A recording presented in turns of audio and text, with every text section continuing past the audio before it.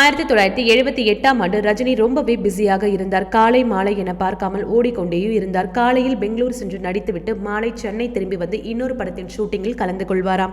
ஆயா கிரியேஷன்ஸ் தயாரிப்பில் வி.சி. குகநாதன் இயக்கிய திரைப்படம் மாங்குடி மைனர்.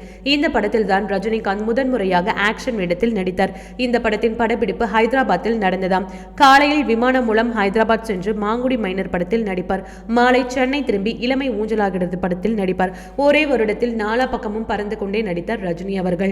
மாங்குடி மைனர் படத்தில் மொத்தமாக 18 நாட்கள் தான் கால்ஷீட் கொடுத்தாராம் ரஜினிகாந்த். தமிழில் மட்டுமல்லாமல் தெலுங்கு, கன்னடம், மலையாளம் என பல மொழிகளில் பிஸியாக நடித்துக் கொண்டே இருந்தாராம்.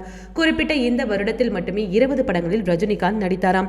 அந்த லிஸ்ட் சங்கர், சலீம், சைமன், கன்னடத்தில் கில்லாடி கிட்டு, தெலுங்கில் அன்னதமுழு சவால், தமிழில் 1000 ஜென்மங்கள், கன்னடத்தில் மாத்து தப்பித மகா, மாங்குடி மைனர், பைரவி, இளமை ஊஞ்சல் ஆடுகிறது, சதுரங்கம், வணக்கத்துக்குரிய காதலியே, தெலுங்கில் வயது பிலி சிந்தி, முள்ளும் மலரும், இறைவன் கொடுத்த வரம், தப்பு தாளங்கள், கன்னடத்தில் தப்பித தாளா, அவள் அப்படித்தான், தாய் மீது சத்தியம், என் கேள்விக்கென்ன பதில், ஜஸ்டிஸ் கோபிநாத், பிரியா ஆகிய படங்களில் நடித்தார் என்பது குறிப்பிடத்தக்க விஷயமாக உள்ளது. ஓகே வியூவர்ஸ், இது போல சினிமா செய்திகளை நீங்கள் உடனுக்குடன் பார்க்க மறக்காம சினி டைம்ஸ் சேனலை சப்ஸ்கிரைப் பண்ணுங்க.